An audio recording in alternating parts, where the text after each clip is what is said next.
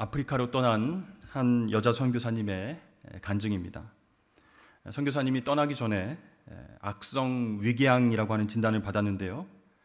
근데 이제 시간이 지나니까 떠날 수밖에 없어서 선교 현장으로 떠났습니다. 그런데 선교지에 도착해서 한 달 동안 선교 지원금이 도착하지 않아서 아무 활동도 하지 못하고 먹지도 못하고, 그래서 매일 보리죽만 먹으면서 그렇게 하나님 앞에 기도했다고 합니다. 다행히 한 달 후에 이 선교 지원금이 도착해서 이제 일을 시작할 수가 있었는데요. 2년 후에 본국으로 돌아와서 교회에서 선교 보고와 또 간증을 하는 날이 있었습니다. 그때 선교사님이 이렇게 얘기를 했어요. 선교 지원금이 도착하지 않아서 처음 한 달 동안은 정말 막막했습니다. 못 먹는 날도 있었고 보리죽 한 그릇을 먹으면서 생활할 때도 있었습니다. 그런데 힘들고 이 어려운 상황 속에서 하나님 앞에 열심히 기도했을 때 하나님께서 오히려 제 건강이 좋아지게 하셨다라는 것을 느끼게 해주셨습니다. 그래서 지금 이 자리에서 하나님께 감사하고 여러분들께 감사드립니다, 이렇게 얘기를 했어요. 근데 그 선교 보고를 들었던 한 의사 집사님이 말했습니다. 선교사님, 하나님께서 선교사님 너무나 사랑하십니다. 선교사님이 그 한 달 동안 굶고 또 보리죽만 드셨기 때문에 건강이 회복된 것입니다. 만약에 우리나라에 계셨다면 악성 위궤양은 절대로 못 고칩니다. 이 병은 안 먹으면 낫는 병입니다. 그래서 선교지에서 한 달 동안 거의 굶으시고 보리죽만 드셨기 때문에 건강이 회복된 것입니다. 저는 그래서 하나님께서 선교사님의 그 병을 낫게 해주려고 지원금을 한 달이나 지연시켰다고 믿습니다, 이렇게 얘기를 해준 거예요. 여러분, 감사와 원망이라고 하는 두 단어가 있는데요, 이것은 하나님의 자녀들이 삶과 하나님을 대하는 두 가지 태도다라고 말씀드릴 수 있습니다. 이 감사하는 태도, 원망하는 태도, 이 두 가지는요, 우리의 생각보다 훨씬 더 강력한 영향력을 발휘한다는 것이죠. 우리 인생에 대한 하나님의 위로와 평강의 계획을 계속 진행시킬 수도 있고 또 좌절시킬 수도 있기 때문입니다. 그래서 하나님과 자신의 삶에 대해서 감사하는 사람은 어떠한 상황 속에서도 위로를 얻을 수 있지만, 불평하고 원망하는 사람은 그 어떤 것에서도, 그 어떤 사람에게서도 위로를 얻지 못합니다. 여러분들은 1년의 삶을 돌아보면서 하나님과 여러분의 삶에 대해서 감사하면서 사셨습니까?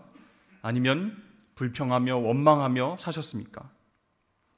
우리는 모두 범사에 감사하라, 이것이 그리스도 예수 안에 있는 하나님의 뜻이니라 라고 하는 성경 말씀을 잘 알고 있습니다. 그런데 이 범사에 라고 하는 말이 부담스러운 거예요. 그래서 그 살짝 바꿔서 간혹 감사하라, 어쩌다가 감사하라, 간헐적으로 감사하라, 이렇게 사용할 때가 많지는 않은지 모르겠습니다.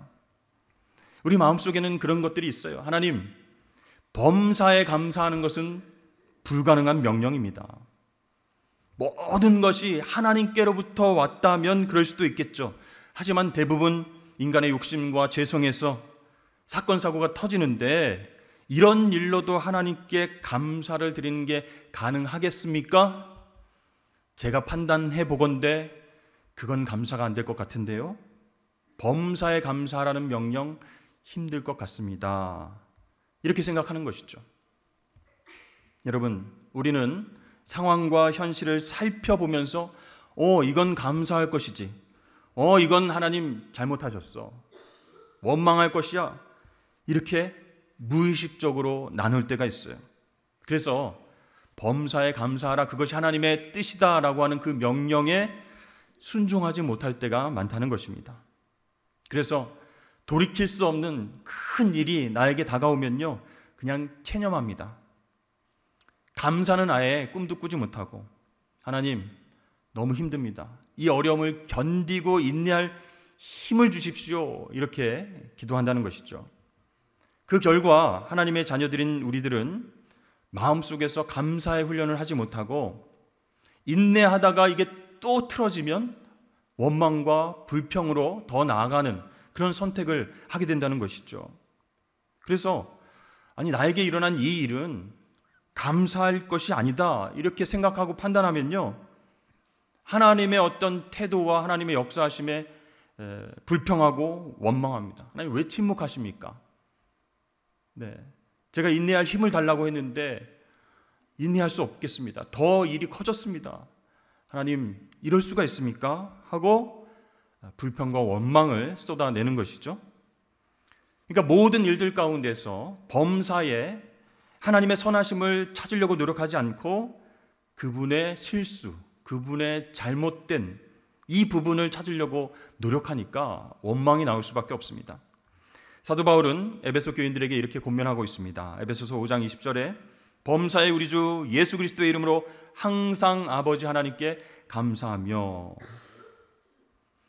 그런데요, 실상 우리 그리스도인들 하나님께 범사에 감사하지 못하는 모습이 많습니다. 범사의 범위를 자기가 제한하면서 살 때가 있다는 것이죠. 그런데 여러분, 지금까지 지내온 것 하나님의 은혜입니다 라고 생각하면서 돌아보십시오. 우리 인생에 감사의 이유가 되지 않는 것이 하나도 없다라는 것입니다. 어떤 사람이든 어떤 사건이든 범사에 하나님의 숨겨진 섭리와 축복을 발견하는 것, 그것이 감사로 훈련받을 수 있다라는 유익이 있는 것이죠.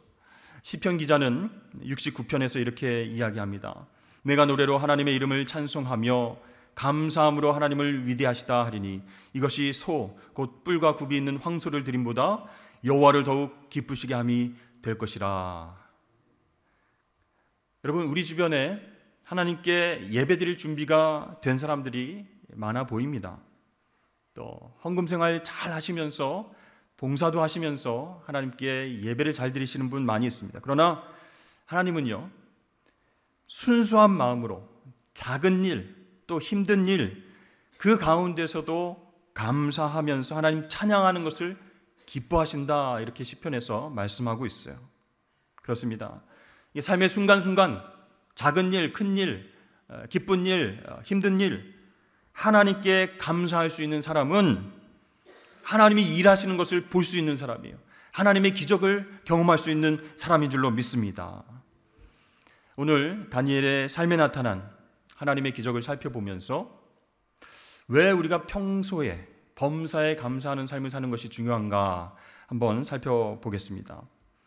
이 다니엘이 살았던 때 유다는 굉장히 어려웠습니다. 주전 600년경 이웃나라 바벨론이 막강한 힘으로 세력을 넓히고 있었죠.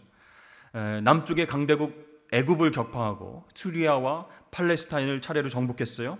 그래서 바벨론은 예루살렘 성전을 다 무너뜨리고 많은 사람들을 죽이고 또 불태우고 쓸만한 사람들은 포로로 잡아갔습니다. 그 포로 중에 다니엘과 세 친구들도 포함되어 있었죠. 그러나 여러분, 이 땅에 영원한 제국은 없습니다. 이 바벨론 제국도 점차 세력이 약해져서 벨사살 왕 시대에 멸망을 하게 됐고요. 그 다음에 바사 왕국, 페르시아 왕국이 세워집니다. 그래서 바사 왕 다리오는 즉위하면서 제일 먼저 나라의 행정을 정비하게 되는데요. 전국을 127개로 편성하고 지역 다스리는 관리들, 전국 다스리는 3명의 총리를 세웠는데 이 다니엘을 선임 총리로 임명하는 일이 생겼다는 것이죠. 오늘 본문은 이때쯤의 일을 기록하고 있습니다. 근데 여러분, 바벨론에 있는 관리들이 어떻게 다니엘을 보겠습니까?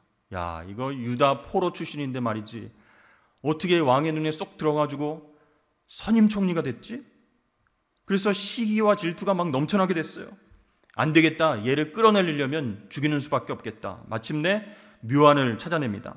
그래서 다리오 왕을 신격화하는 황제 숭배 예식 법안을 작성하고 왕의 결재를 받아서, 도장을 받아서 전국에 법령으로 공포를 하죠. 이제부터 30일 동안 누구든지 왕 외에 어느 신에게나 사람에게 구하면, 엎드려 절하면, 기도하면, 그런 뜻이에요. 사자굴 속에 집어넣는다. 땅땅땅. 이 법령에 왕이 도장을 찍었으니까 어느 누구도 변경할 수 없는 그런 상황입니다. 다니엘 6장 10절 말씀입니다. 우리 함께 읽어볼까요? 시작. 다니엘이 이 조서에 왕의 도장이 찍힌 것을 알고도 자기 집에 돌아가서는 윗방에 올라가 예루살렘으로 향한 창문을 열고 전에 하던 대로 하루 3번씩 무릎을 꿇고 기도하며 그의 하나님께 감사하였더라. 아멘. 이 엄청난 사실 앞에서, 엄청난 환난 앞에서 어떻게 했다고요? 무릎 꿇고 기도하며 감사하였더라. 다니엘은 이러한 자신의 행동, 왕 외에 다른 신에게 절하고 기도하는 것 안 된다, 사자굴에 던져지게 된다, 이 사실을 알고도 기도했어요, 하나님께. 그럼 어떤 결과가 올지를 잘 알고 있습니다. 죽음이 기다리고 있는 거예요. 그렇다면 죽음까지도 불사하면서 지금 다니엘은 하나님 앞에 기도와 감사를 계속했다, 그런 뜻이에요. 여러분, 어떻게 그것이 가능했을까요? 첫 번째, 다니엘은 하나님의 주권을 인정하는 믿음이 있었기 때문이었습니다. 자기가 섬기는 다리오 왕이 참 훌륭한 왕이라는 것을 부정하는 것 아닙니다. 그러나 그 어떠한 왕도 하나님 다스림 아래에 있었음을 믿었어요. 세상 그 어떤 권력도 영원하지 않음을 알았습니다. 오직 하나님만이 영원하심을 확신했던 것이죠. 그러므로 잠깐 통치하는 왕의 명령을 지키기 위해서 영원하신 하나님 섬기는 일을 내가 부정할 수는 없다, 이렇게 생각했던 것이죠. 다른 하나는 하나님의 놀라운 은혜를 기억했기 때문에 다니엘은 기도하고 감사했습니다. 자, 바벨론의 포로로 끌려왔어요. 그럼에도 불구하고 왕의 총애를 계속 입었습니다. 나중에는 수석 총리로 나라를 다스리는 그런 하나님의 은혜를 경험했다는 것이죠. 그리고 앞으로도 그 하나님의 은혜로 살 것을 믿었습니다. 근데 그런 다니엘과 세 친구들에게 최고의 위기가 다가왔죠. 아니, 포로로 가서도 믿음을 지키면서 하나님께 감사와 기도를 했는데, 그렇게 살아왔는데 위기가 왜 찾아오는가? 그러나 다니엘은요, 자신의 믿음 때문에 위기가 찾아왔다 생각하지 않았습니다. 믿음으로 지금껏 살아온 자기 자신을 인도하신 분이 하나님이심을 믿었기 때문에 위기 상황 앞에서도 하나님 앞에 꿇어 엎드려 기도하고 감사의 기도를 드린 줄로 믿습니다. 그래서 여러분, 이 기도와 감사는요, 우리 그리스도인들의 결단입니다. 그리고 선택사항이 아니에요.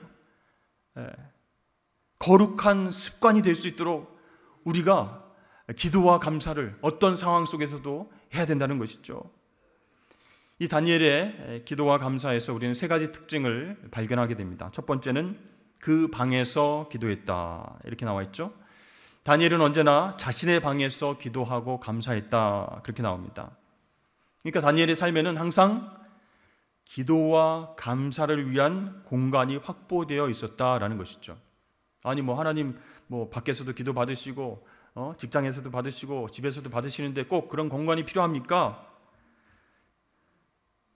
세상 누구에게도 방해받지 않는 하나님과의 친밀한 교제의 공간이 필요하다는 것이죠.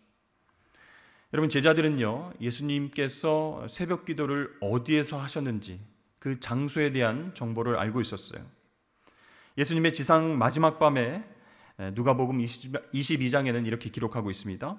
예수께서 나가사 습관을 쫓아 감람산에 가심에 제자들도 쫓았더니, 그러니까 새벽이나 밤이나 예수님께서 자신의 공간, 하나님 아버지와 교제할 수 있는 공간을 정해두시고 계속 기도하셨다라는 것이죠.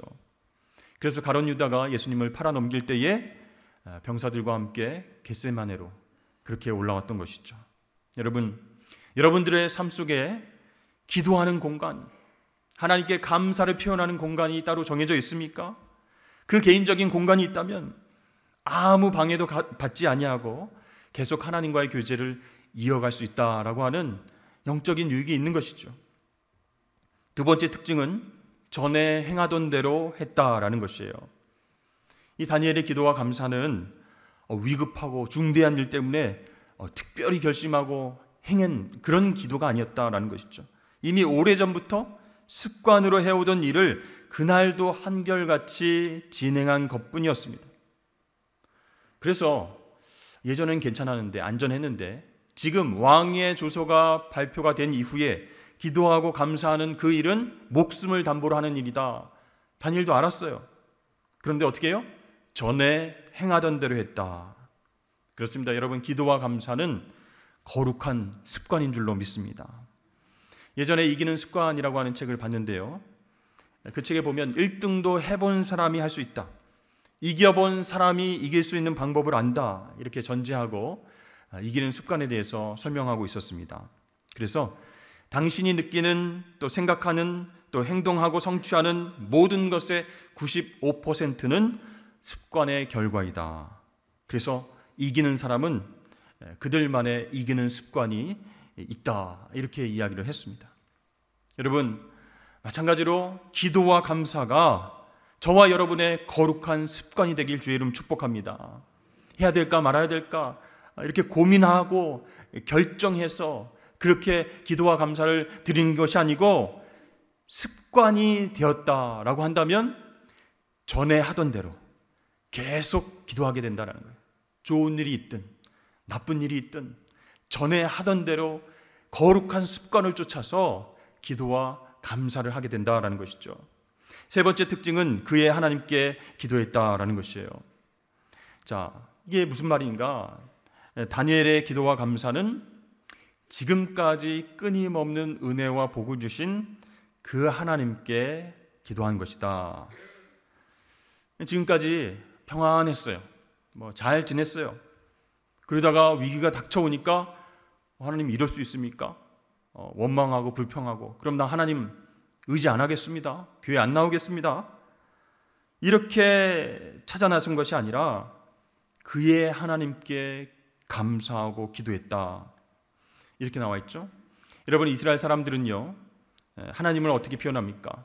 아브라함의 하나님, 이삭의 하나님, 야곱의 하나님, 이렇게 표현해요. 왜 이런 표현을 썼을까요? 그 조상들의 하나님이 나의 하나님이다 라는 것을 고백하는 거예요. 때로는 고통과 아픔이 와도, 또 실패와 고통이 찾아와도 변함 없으신 분은 하나님이시다. 조상의 하나님, 그 믿음의 조상들을 함께하여 주시고 복 주신 그 하나님이 나의 하나님임을 믿고 그 하나님께 기도와 감사를 올려 드려야 된다라는 것이죠. 다니엘은요, 이스라엘에서도 기도했습니다. 그리고 그 하나님께 바벨론에서도 기도했다라는 것이죠. 바벨론에서 상황이 좋았던 때에 기도했던 그 하나님께 지금 사자굴에 던져져서 죽을 수밖에 없는 그 상황이 극도로 악화되진 지금도 기도하고 감사하고 있다. 여러분, 이방 나라에서 나를 정착하게 하시고 오늘 여기까지 인도하시고 그리고 크게 써주신 하나님, 그 하나님께 지금도 감사와 영광을 올려드리는 기도를 하고 있다는 거예요. 오늘 저와 여러분들은 어떻게 이 자리에 있게 되었습니까? 여러분들을 위해서 철야하시고 금식 기도하시며 여러분들을 믿음으로 훌륭히 키워주신 여러분들의 부모님, 또 조부모님, 그들의 기도와 사랑이 있었기 때문에 그분들의 하나님이 나의 하나님이다 이렇게 인정하고 지금도 예배드리고 기도하고 있지 않습니까? 여러분, 그의 방에서, 그렇죠? 전에 하던 대로 또 그 하나님께 감사하고 기도했더니 여러분, 어떤 일이 일어났습니까? 다니엘에게 기적이 나타났습니다. 다니엘의 원수들이 계획된 대로 다니엘이 사자굴에 던져지게 됐죠. 그런데 우리가 생각할 때는 그렇게 열심히 전에 하던 대로 이스라엘에 있을 때나 포로로 잡혀왔을 때나 그렇게 감사와 기도를 계속 드렸는데도 사자굴에 들어가게 되는구나. 그 사자굴 앞에서 막 안 들어가려고 뻗팅기고 하나님 이럴 수 있습니까? 내가 지금 죽어가는데 이렇게 외칠 수도 있는데 다니엘은 그렇게 안 했다는 것이죠. 여러분, 제자들이 십자가를 지신 예수님을 멀찍이 쫓아갔습니다. 왜 그랬을까요? 그 마음속에 기대가 있었어요. 마지막 죽음 직전에 깜짝 놀랄 만한 기적을 행하지 않으실까? 그런 기대 때문이었어요. 저가 남은 구원하였을 때 자기는 구원할 수 없도다. 저가 이스라엘 왕이로다. 지금 십자가에서 내려올지어다. 그러면 우리가 믿겠노라. 이 십자가 고통 가운데 내려오면, 기적을 보여주면 우리가 또 믿겠다 하면서 은근히 기적을 기대한 사람들이 있었어요. 근데 하나님은 예수님을 십자가 위에 못 박혀 죽게 하셨습니다. 다니엘도 사자굴에 들어가게 하셨습니다. 아무런 기적도 나타나지 않았다는 것이에요. 다니엘의 세 친구들이 풀무불에 들어갔을 때도 아무런 기적이 바로바로 나타나지 않았습니다. 그런데요, 모두가 포기하는 그 절망적인 순간에 기적이 일어났습니다. 어떤 것이죠? 첫 번째로 왕의 마음이 변화되는 기적이었다라는 것이죠. 여러분, 이방 왕의 마음이 다니엘과 세 친구들을 통해서 완전히 바뀌었다. 그게 기적입니다.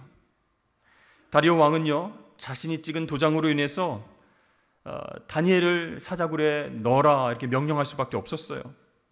그러나 이 왕의 마음은요, 다니엘과 그 하나님께 초점이 맞춰져 있었습니다. 그래서 오늘 말씀을 쭉 읽어보면 다니엘에 대한 왕의 신임이 다니엘의 신앙에 대한 신임으로 발전하고요, 마침내는 다니엘의 하나님께 대한 믿음으로 완전히 변화되게 됩니다. 그래서 다리오 왕이 너무 안타까워서 기도하면서 다니엘에게 뭐라고 얘기합니까? 하나님이 너를 지키실 것이다 이렇게 말해요. 밤새도록 다니엘의 안전을 위해서, 구원을 위해서 이 이방 왕이 기도합니다. 새벽녘이 되었을 때 다니엘이 던져진 사자굴로 막 뛰어갑니다. 그리고 자신이 드린 기도의 결과를 확인하고는 깜짝 놀라게 되죠. 그렇습니다. 이 다니엘의 신실한 모습을 통해서 이방 왕이 변화되는 것, 이게 놀라운 기적이에요. 여러분들의 기도와 감사의 생활을 많은 사람들이 보고, 아, 하나님 살아계시는구나, 하나님은 기적의 하나님이시구나 라고 인정하고 마음을 돌리게 되면 그것이 놀라운 기적이 될 줄로 믿습니다. 두 번째 기적은 어떤 기적인가? 사자의 입이 봉해지는 기적이 일어났다. 며칠 동안 굶어서 이제 먹이만 들어오면은 막 사정없이 달려드는 그런 상황입니다. 그런데 하나님께서 사자 입을 봉하셨어요.